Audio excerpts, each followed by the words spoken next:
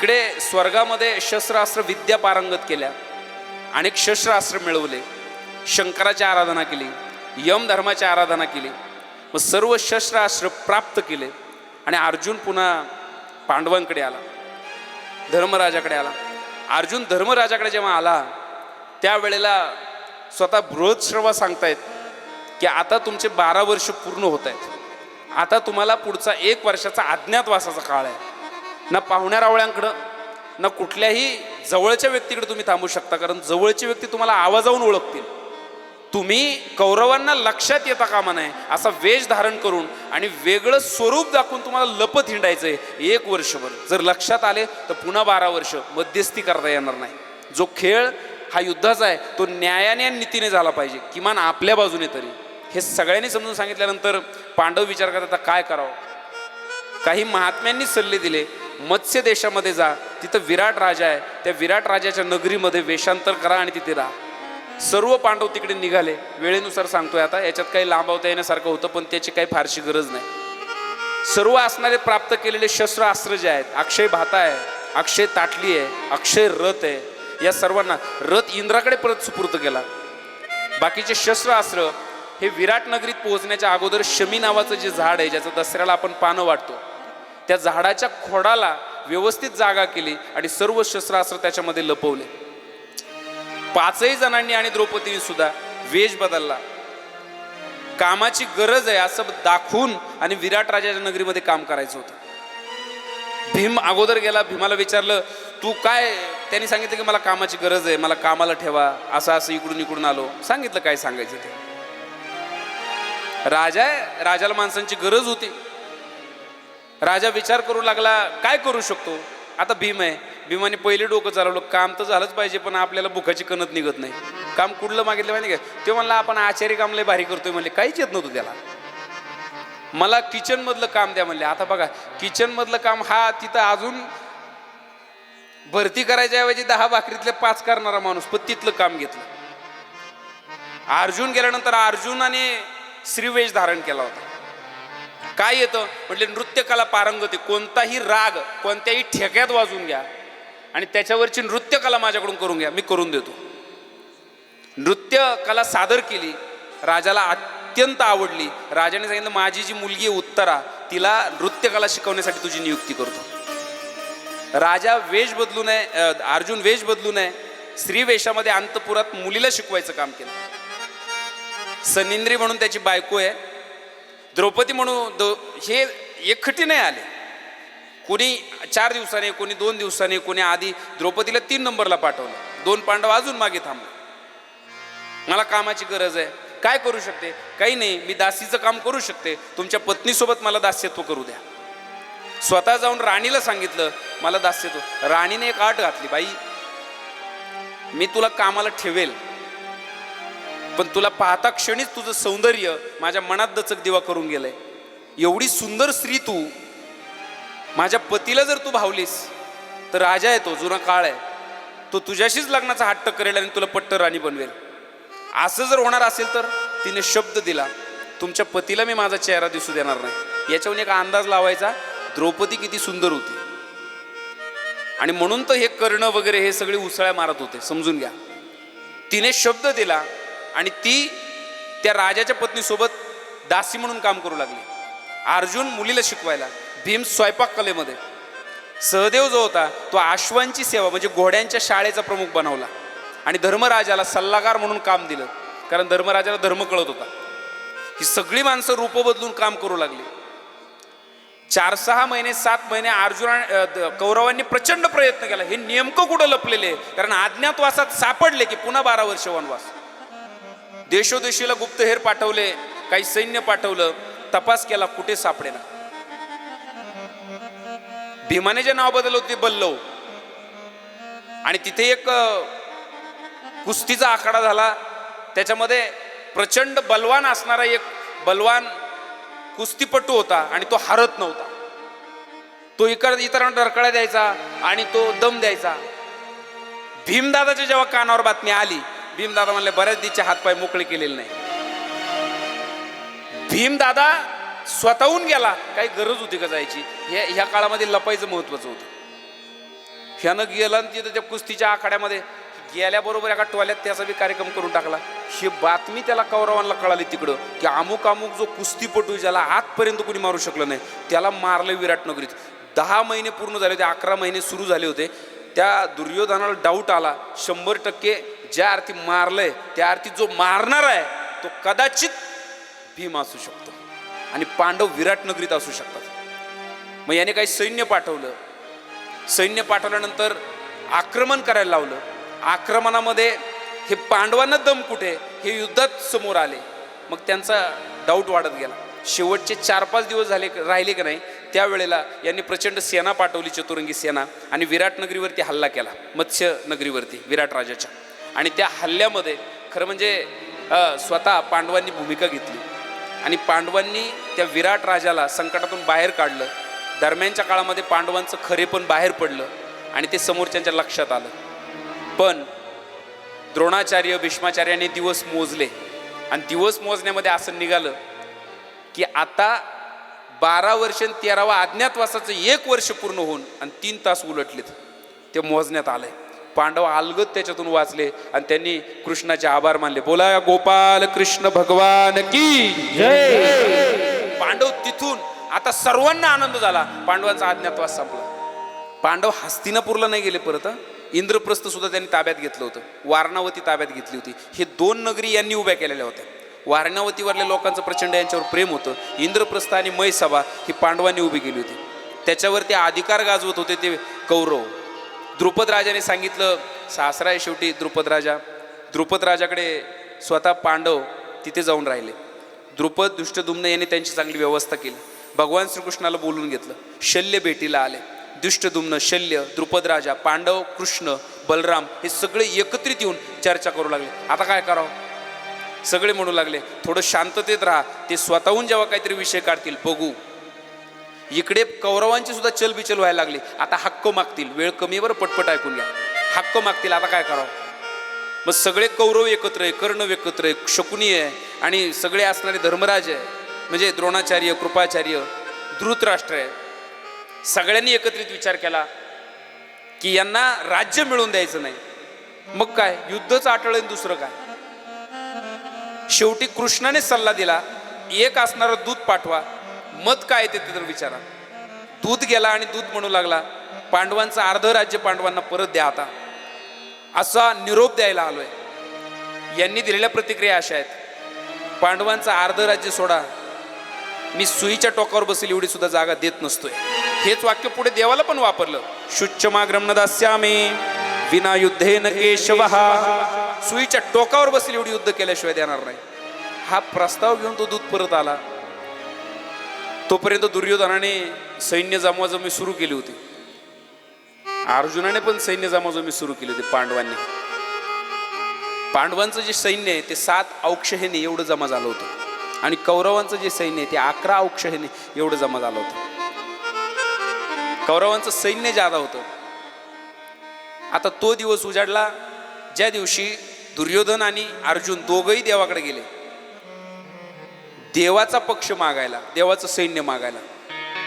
योगायोग असा होता की दोघं एकाच वेळेला गेले. देव झोपलेले होते. पायाजवळ जेव्हा दुर्योधन उभा होता, मनात मनात विचार करतो, ह्या गवळ्याच्या पायाजवळ नको, डोक्याजवळ. मतलबी होता, सैन्य तर पाहिजे होतं पण मान देत नव्हता.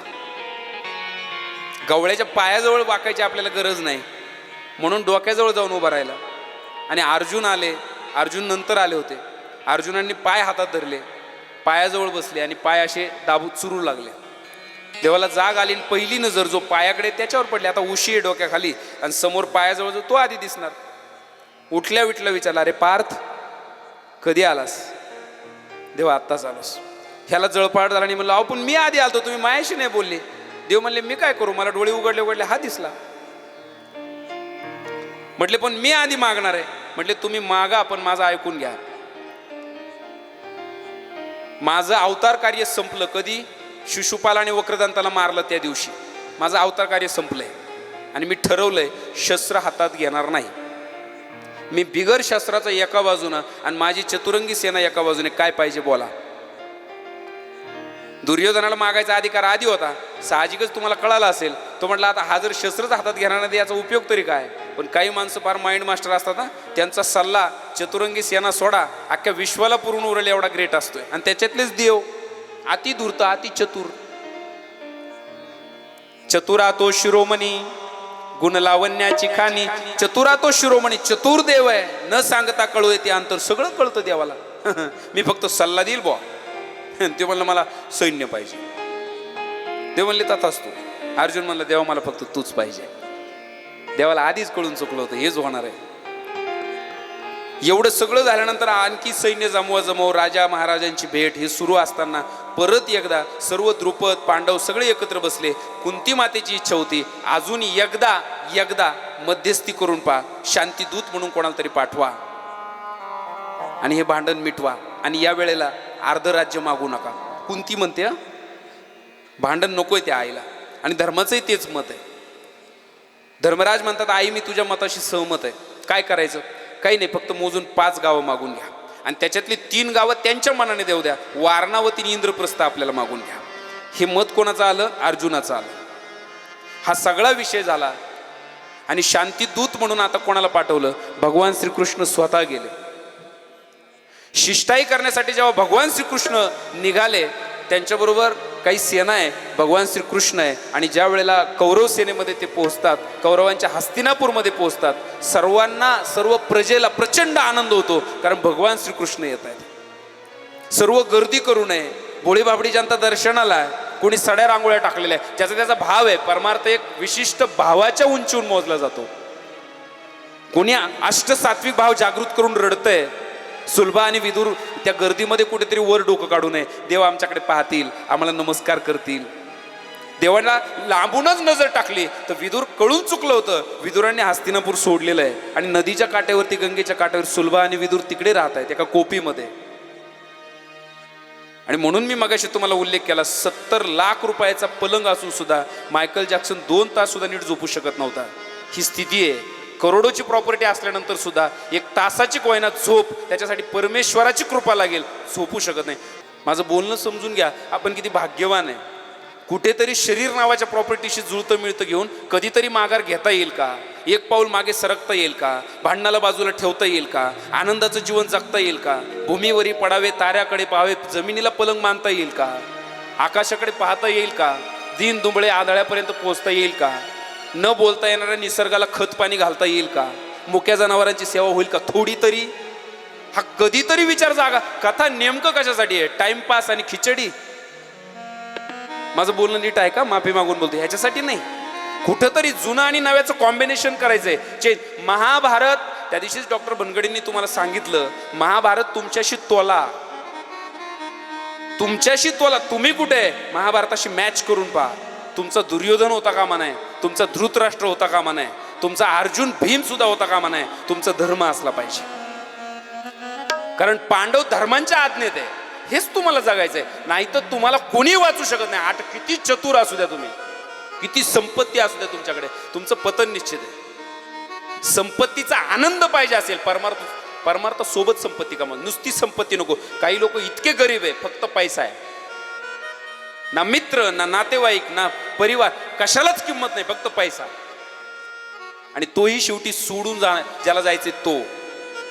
देव आले, विदुर काकाच्या डोळ्यात पाणी होतं. दुर्योधन एवढा धूर्त होता, 56 प्रकारचे पदार्थ बनवले होते. ऐका बरं पद्धतशीर, किती? देव आहे ना, देवाला 56 पदार्थांचा भोग चढवला जातो. कृष्ण भक्ती करणारे काही भक्त आहेत, ते देवाला झोपवतात, देवाला उठवतात, देवाला पाळण्यात घालतात. छोटासाच असतो देवाऱ्यामध्ये. देवाला पहिलं ताट देवाला नैवेद्य असं मानतात की तो कृष्ण खातोय, तो उठतोय, तो झोपतोय, तो सोबत आहे असं मानतात. भोग पण चढवतात.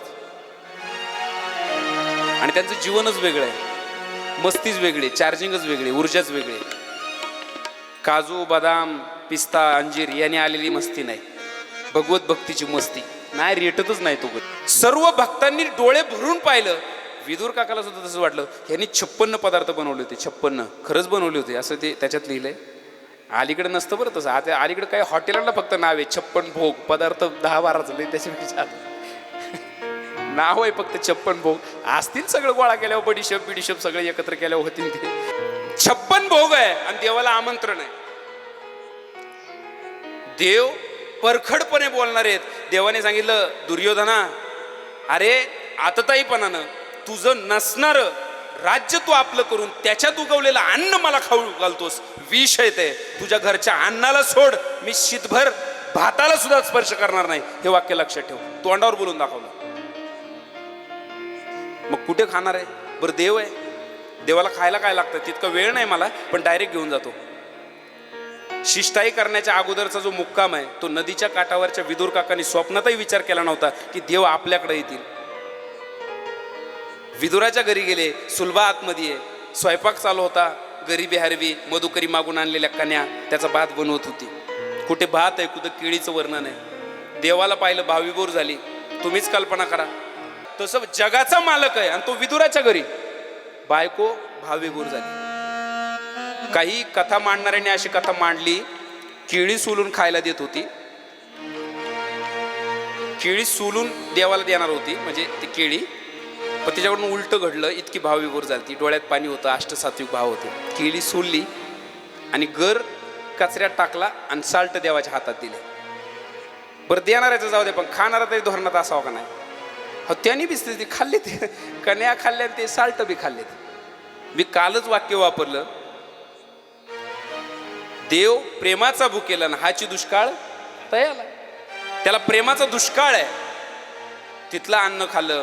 तिथं आल्यानंतर यांनी तयारी केली होती की याला बंदी बनवून टाकू. कोणाला? ह्यालाच. हाच मेन आहे ना त्यांचा, यालाच बंदी बनवून टाकू. सगळी तयारी केली होती.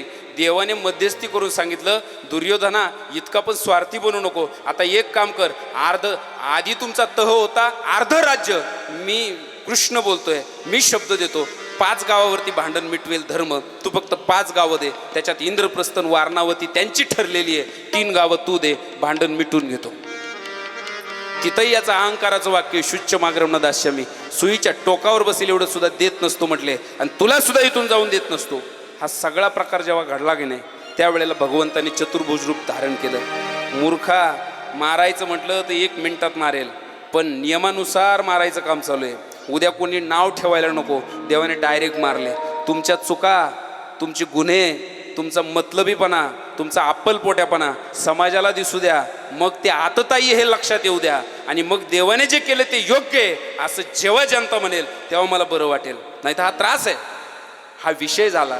आणि हा विषय झाल्यानंतर देवाने पुन्हा रूप सावध केलं. हे बेशुद्ध पडले, ज्यांना देवाचं रूप पाहता आलं नाही, जे दुर्भागी होते. त्याच्यात दुर्योधन पण होता. आणि मग कर्ण गंगेच्या काठापर्यंत सोडवायला आला. देवाने कर्णाला समजून सांगितलं, तू कुंतीचा थोरला पुत्र आहेस, यांच्या नादाला लागू नको, तू इकडे ये. रडला आणि म्हणाला, देवा, मी कुंती पुत्र आहे आज कळालं, पण काय करू? या दुर्योधनानं मला राजा केलं. या दुर्योधनाने मला काय अधिकार दिले. या दुर्योधनाला मी मैत्रीची शपथ देऊन बसलो.